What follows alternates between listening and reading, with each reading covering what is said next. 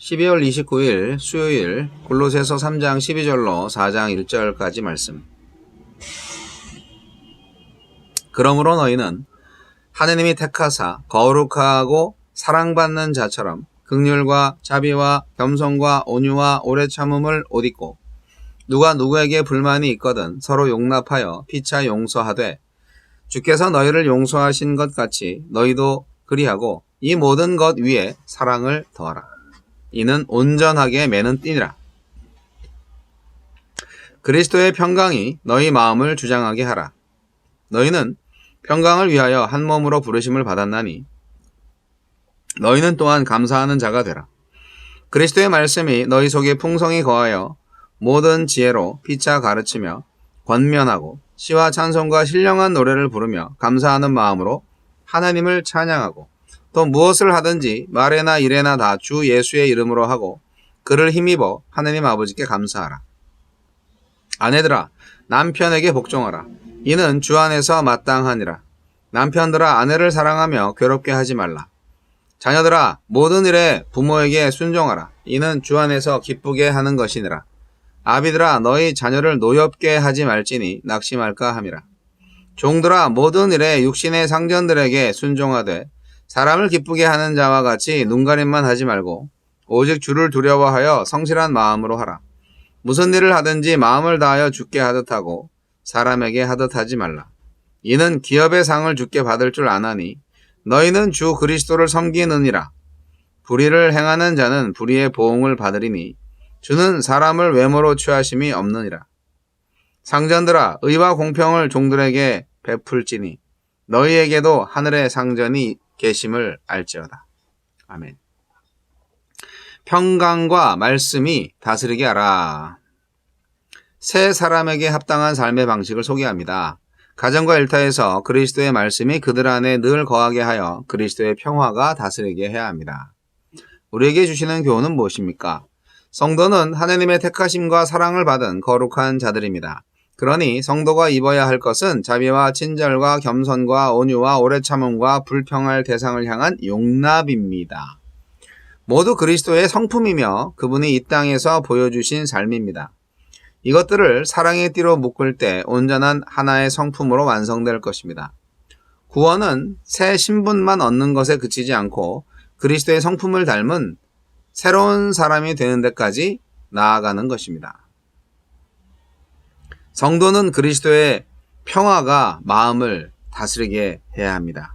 또 하나님과 회복된 평화를 한 몸인 교회 안에서도 이루어야 합니다. 그리스도의 말씀, 즉 복음의 진리가 우리 속에 풍성히 거하여 성도의 마음과 삶을 주장하며 지혜로 서로 가르치고 권고하는 관계가 되고 신령한 시들과 찬미와 노래로 예배하는 삶을 살 때 이 일들을 이룰 수 있을 것입니다. 무엇보다 무슨 말이나 일을 하든지 예수님의 뜻을 대리하는 자로서 행해야 하며 하나님이 베푸신 사랑에 감사를 잃지 않을 때 평화를 누릴 수 있습니다. 그리스도의 평화가 가정에 임하려면 아내들은 남편에게 복종하고 남편들은 아내를 괴롭게 하지 말고 사랑해야 합니다. 자녀들은 부모에게 순종하고 아비들은 자녀를 노력게 하여 낙심케 하는 일을 해야지 않아야 합니다. 이는 부부간에 행할 굴종이 아니라 자발적 복종이고 자신을 희생하는 사랑을 뜻합니다. 덧붙여 그리스도 안에서 남녀간에 부모와 자녀간에 평등하다는 것을 전제로 합니다. 우리 각자 안에 그리스도께서 계시기 때문입니다. 종들은 땅의 주인을 대할 때 눈속임하여 거짓 기쁨을 주기보다 마음을 다해서 주께 하듯 해야 합니다. 궁극적인 상은 땅의 주인이 아니라 하늘의 주님으로부터 받을 것이기 때문입니다. 상전들도 자신에게는 하늘의 상전이 있고 또 자신이 종과 하느님 앞에서 본질적으로 다르지 않다는 것을 인정하면서 의와 공평을 베풀어야 합니다. 누구든 하나님의 형상대로 지음받은 존귀한 자들로 대할 때 하나님은 우리 일터를 성소로 여기시고 우리 일을 성직으로 인정하실 것입니다. 주여 그리스도의 말씀을 따라 그리스도의 평화를 일구며 사는 가정과 직장 공동체가 되게 하소서. 네, 오늘 말씀은 굉장히 어려운 말씀이죠. 네, 평강과 말씀이 나를 다스리게 해야 하는데, 참 그 말이 참 아름답죠. 근데 실제로는 어렵습니다. 여러분 하루 종일 화 안 내실 수 있어요? 평강이 나를 다스리게 한다. 뭐 시적 표현일 수 있죠. 어떤 법적인 지시사항이라기보다는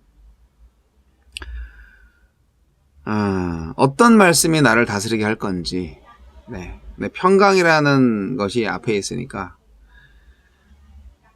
뭐 원수를 죽여라 하는 말씀에 따라갈 수가 없는 거죠. 평강과 말씀이 다스리게 하라고 했으니까 말씀 또한 평화를 위한 말씀에 따라야 할 것 같아요. 근데요, 사람들하고 이렇게 만나고 교제하고 여러 일들을 하다 보면 왜 화가 안 나겠어요? 내 마음 같지 않은데. 당연히 내 마음 같지 않기 때문에 화가 납니다. 그리고 내가 좀 우월한 위치에 있으면은 좀 화를 좀 더 많이 낼 수도 있고 여유 있게 낼 수도 있고, 내가 이제 좀 우월하지 않고 좀 낮은 위치에 있고 부자유스러운 위치에 있으면은 억울하니까 화를 내더라도 좀 참게 되죠. 근데 이거 참는 것이 억울한 참음이면 그게 이제 병이 되죠. 쌓여서 스트레스가 되고. 세상을 살다 보면 우리가 왜 사람들이 싸우고 이렇게 화내고 짜증내고 그리고 다른 사람들한테 폭력을 행사할까 볼 때 결국 자기 마음대로 못하니까 그런 것 같아요. 내가 내 마음대로 살고 싶은 게 인간의 본성이죠. 네. 하나님을 떠나 자기 멋대로 살아온 거잖아요, 인간이. 그런데 하나님 말고 다른 인간들이 나를 못 살게 하네요. 왜냐하면 우리가 누려야 할 여러 가지 필요한 것들, 그런 것들은 한계가 있고 그것을 얻기 위해서 우리가 일을 하고 성실하게 이제 살면서 얻어야 되는데 그렇게 해도 못 얻을 수 있다고 생각이 드는 거죠. 그리고 마귀는 우리한테 정말 필요 없는 것들까지 만들어서 그게 꼭 필요한 것처럼 꼬셔요. 필요한 것처럼 착각을 일으켜요. 그렇기 때문에 뭐 예를 들어서 황금으로 만든 그릇에다가 밥을 먹으면 밥이 더 맛있다. 예. 그렇게 말을 하는 사람이 있을 수 있어요. 뭐 기분은 좋겠죠. 그런데 밥그릇을 황금으로 만들 필요가 정말 있을까요? 그것을 위해서 우리가 인생을 허비한다면 결국 황금 밥그릇을 섬기는 것이 아닐까요?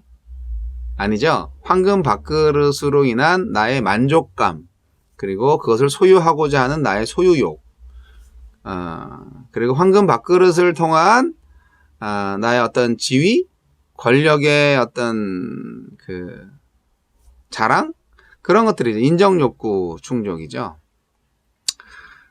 그러니까 부와 권력, 명예, 이런 것들이 다 우리의 우상들이고 땅의 것을 추구하는 것들인데, 어제 말씀드렸죠. 땅의 것을 생각하지 말라고. 땅의 것은 정말 음란하고 부정한 것이고 분노하고 미워하는 생각이고 시기하는 생각들인데요. 그런 것들을 좀 다 완전히 내려놓고 위의 것을 생각을 하라고 바울사도가 말씀하셨잖아요. 위의 것은 딴 거 없어요. 하나님을 생각해야 돼요. 하나님을 생각해야 합니다. 하나님. 거룩한 하나님. 오늘 평강과 말씀이 다스리게 하라. 어떻게 하면 내가 평강의 삶을 살 수 있을까? 내 마음이 평화로워질 수 있을까? 욕망을 죽이고 하느님의 비전만을 소유한 자가 되어야 하겠죠.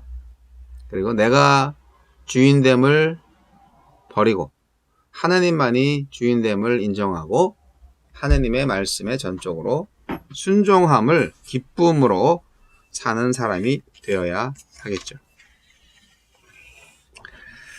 뭐 쉽진 않죠. 네, 쉽진 않은데 그래도 해볼 만한 가치가 있습니다. 그리스도인의 가정 생활을 하는 데 있어서 우리가 새롭게 된 사람들 좀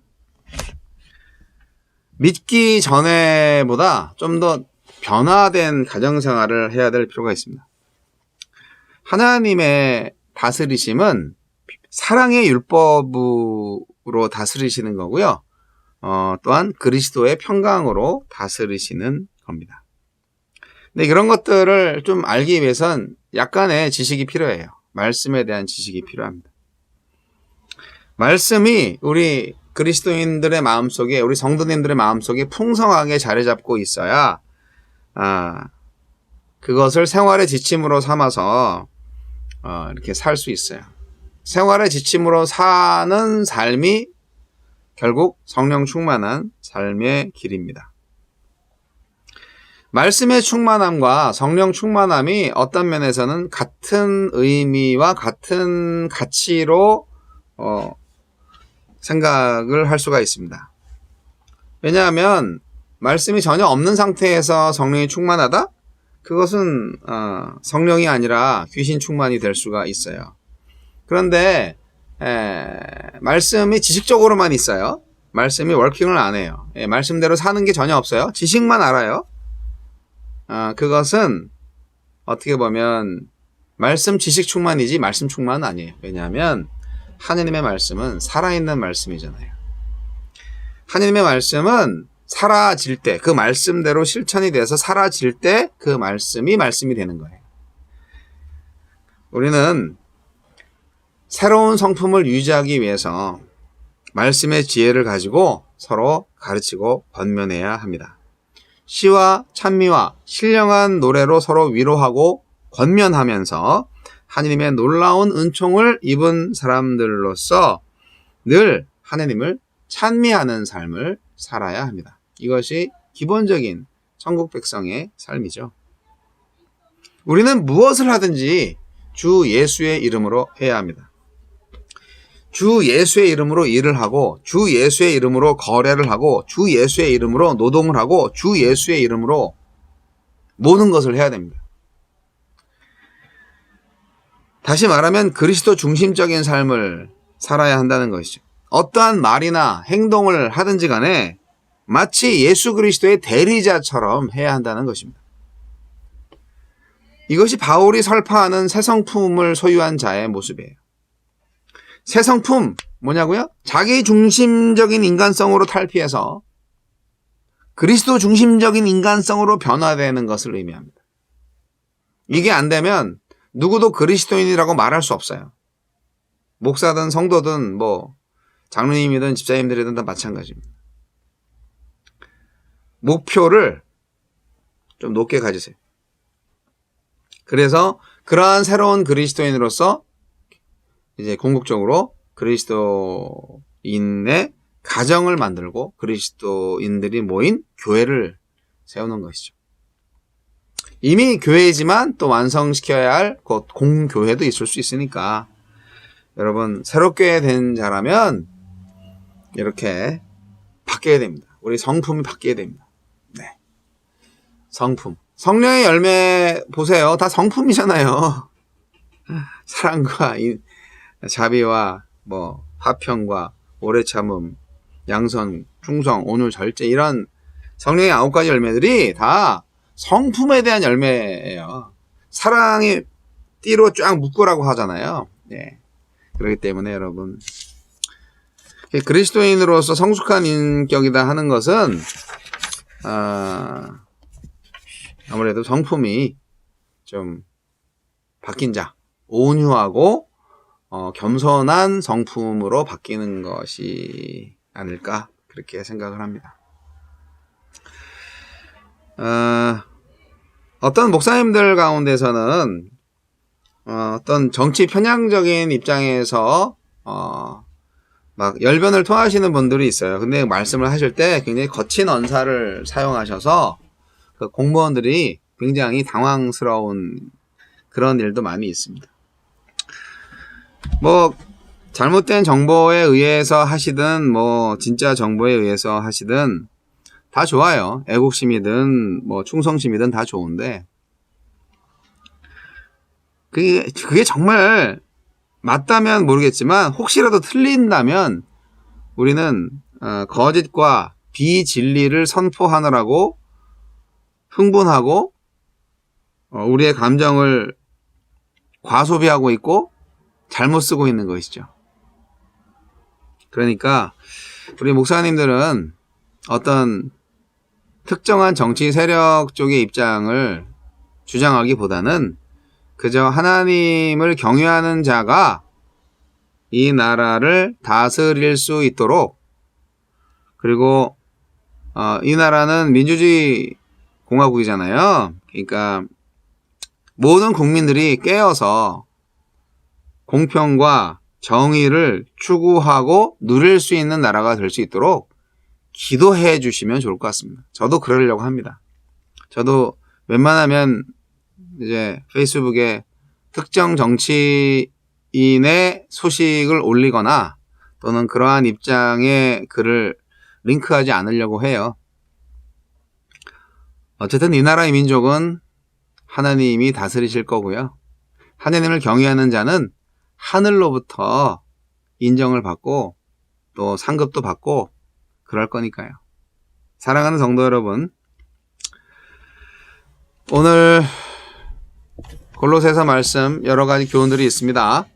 뭐 성도는 어떻게 살아야 되느냐, 뭐 성도를 누가 지배하는가, 뭐 가정생활은 어떻게 해야 되냐, 부부생활은 어떻게 해야 되냐, 뭐 직장생활은 어떻게 해야 되냐, 그런 거 뭐 시시콜콜하게 다 나와 있는데요.